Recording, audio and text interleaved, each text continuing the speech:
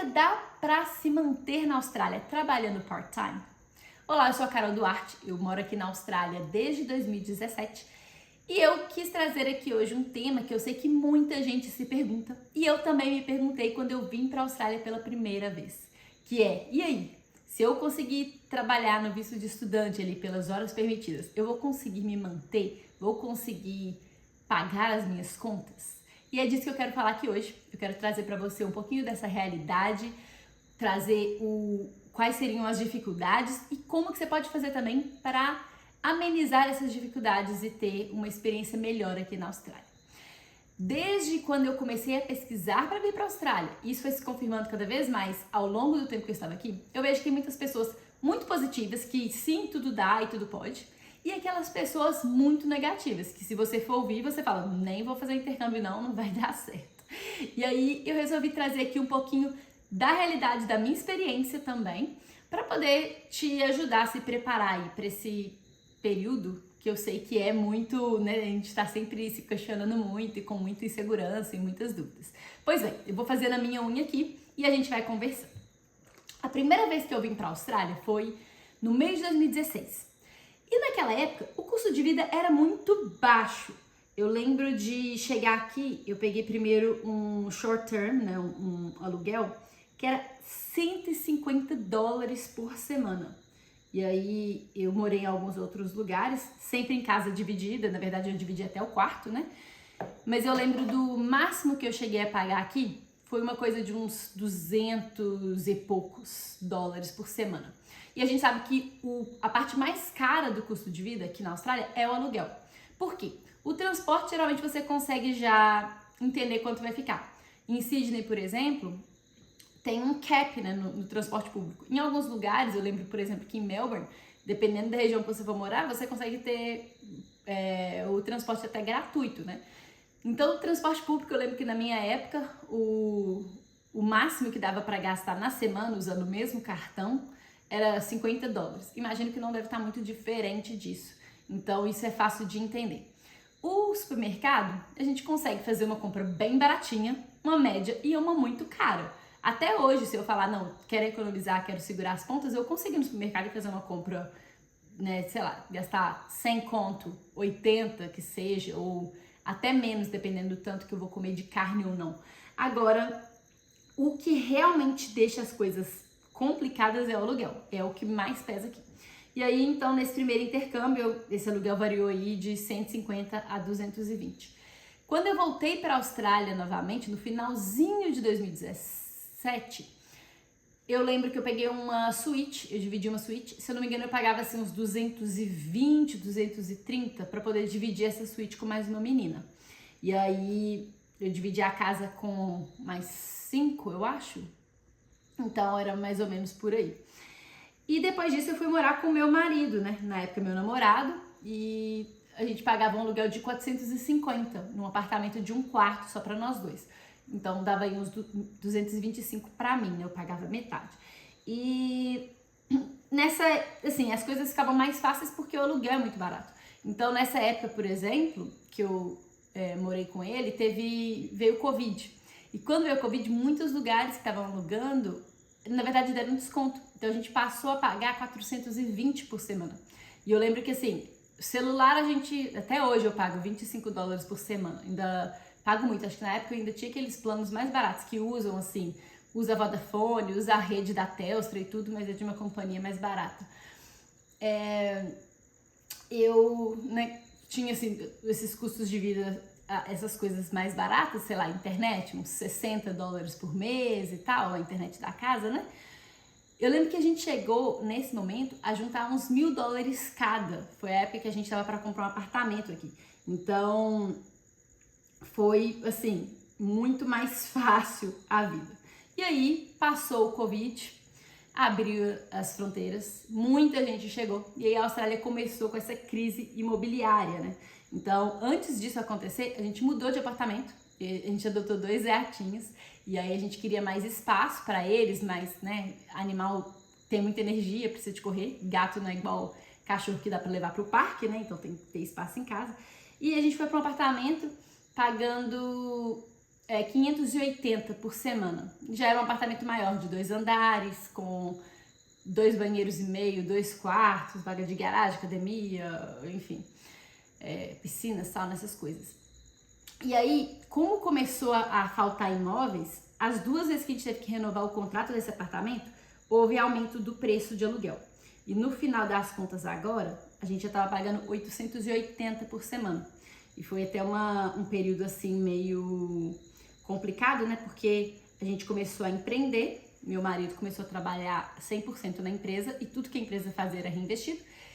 E eu que estava trabalhando part-time, né? 24 horas por semana, tinha que dar conta de tudo.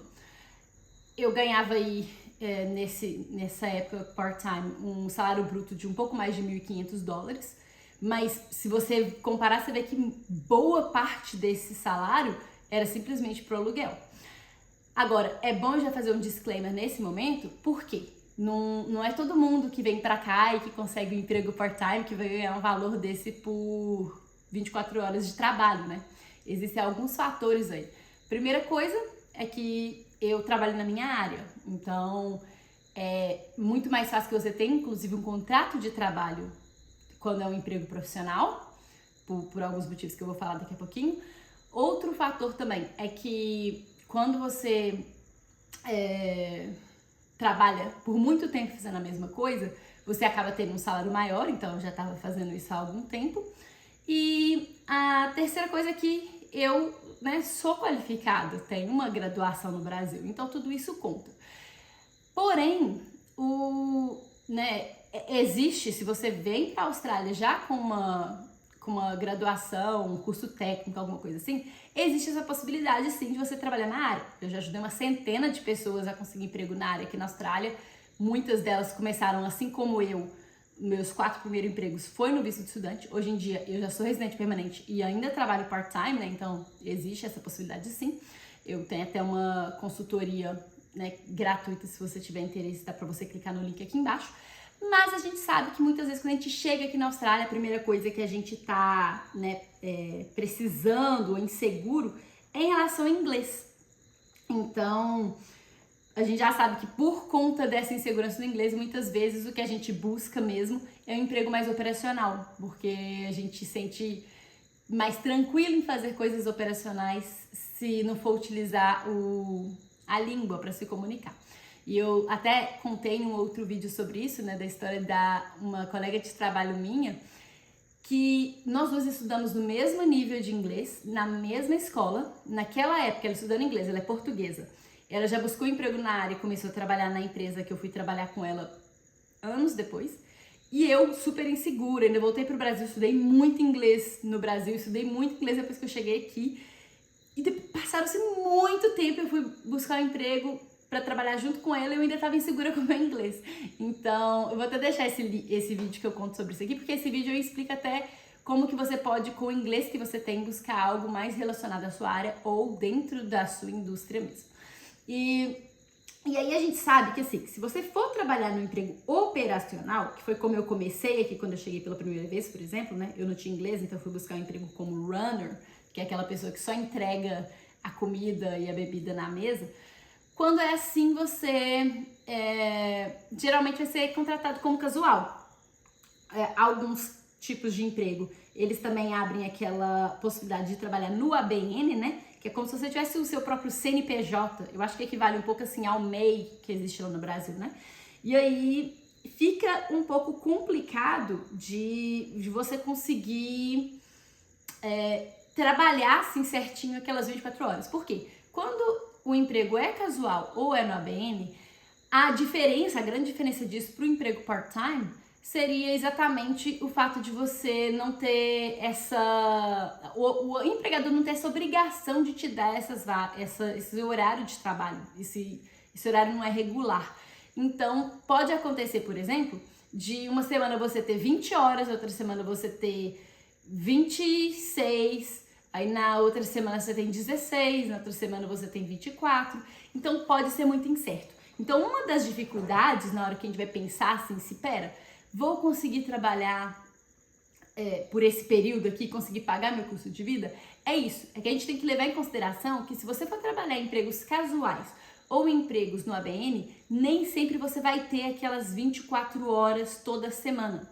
E aí tem um outro fator também que a gente ignora muito, que é a questão dos impostos. Eu lembro que quando eu vim pra cá pela primeira vez, na minha cabeça eu fiz aquela conta de padaria. Eu posso trabalhar 20 horas por semana, o salário mínimo é tanto, então eu consigo ganhar tanto.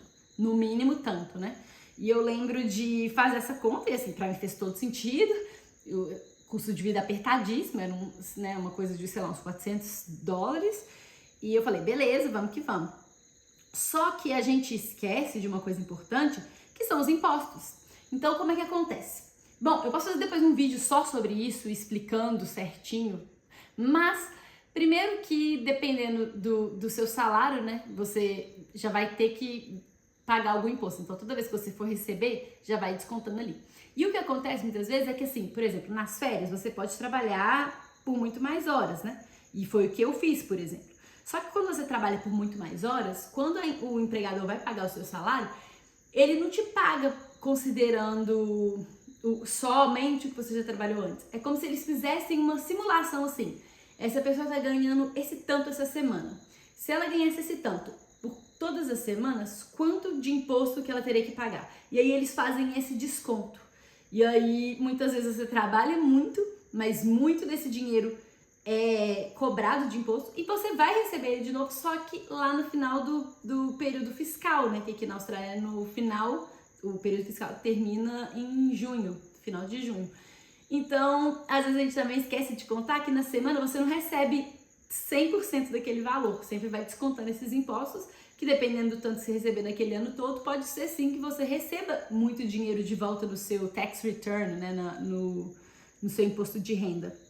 Mas você não vai ter aquele dinheiro na sua mão naquele momento. Então é bom primeiro considerar isso e entender que muitas vezes quando você vai em um emprego operacional, é muito mais fácil que o empregador queira te contratar como uma pessoa assim, casual no ABN. Por quê? Porque assim eles não vão ter aquela obrigação, né? Aquela obrigatoriedade de te dar horas todas as semanas.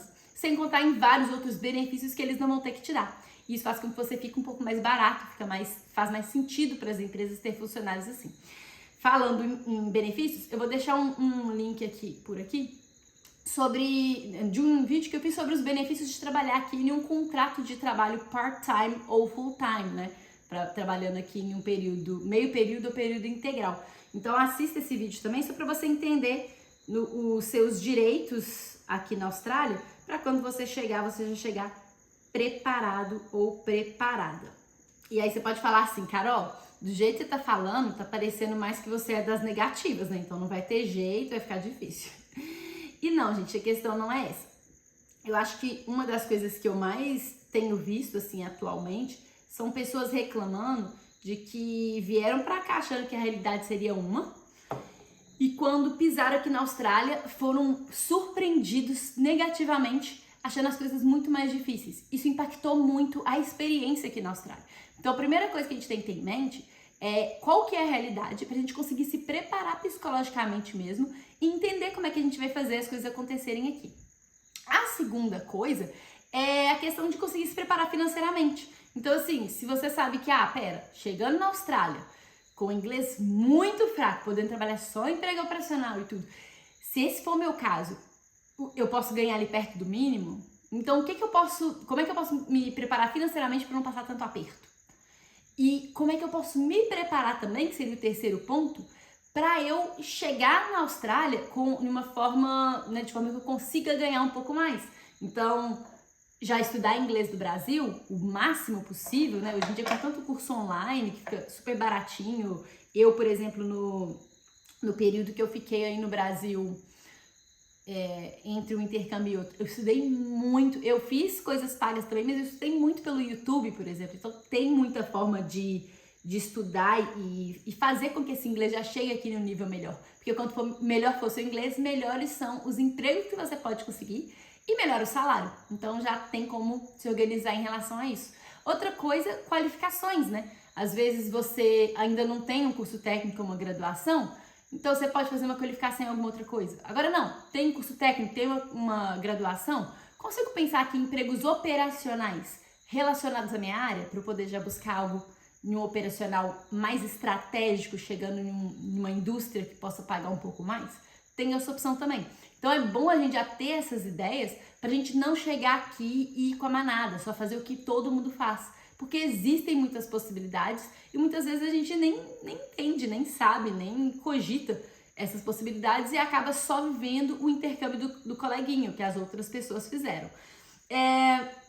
Outra coisa que também é muito bom se planejar, né? A quarta coisa, em relação às férias de escola. Então, uma coisa que eu fiz nas minhas férias, por exemplo, foi que as férias eram para ser no finalzinho do meu intercâmbio. Eu adiantei essas férias porque era um período muito busy, né? Muito ocupado, com muito evento na indústria que eu comecei a trabalhar quando eu cheguei aqui, que era a indústria do hospitality, né? Indústria de eventos e tal. E aí, eles geralmente tem muito evento assim, outubro, novembro e até o meio de dezembro. Já tinha algumas férias da escola ali nesse período de dezembro, né? E eu adiantei minhas férias para novembro. Então, eu perdi, sim, aquele tempo de férias, o final do intercâmbio que eu poderia estar viajando e tudo, mas eu utilizei desse período para poder trabalhar feito louca. E aí é bom já vir preparado, que tem que trabalhar muito mesmo nesse período, se quiser juntar dinheiro para, por exemplo, sei lá, renovar um visto, ter um pouco mais de tranquilidade, fazer uma reserva melhor de emergência, caso você não tenha uma reserva muito boa, para conseguir continuar aqui numa vida um pouco mais tranquila. Eu tô falando disso aqui do inglês e eu comecei recentemente agora um desafio não um desafio, na verdade, né? É um planejamento de 12 semanas para estudar inglês. Então, se você tá vindo para a Austrália, se você quer chegar aqui já na condição de pegar um emprego melhor, seja um emprego operacional ou seja um emprego até profissional, que muitas vezes a gente não pensa que dá, mas eu tenho inclusive alguns dos meus mentorados que já chegaram aqui, alguns já com emprego, né, garantido, alguns já fazendo entrevista e fecharam o emprego em pouco tempo, dá sim para você fazer se seu inglês estiver melhor. Então, o que eu te indico é assistir esse próximo vídeo aqui para você participar desse desafio também e melhorar o seu inglês nas próximas 12 semanas.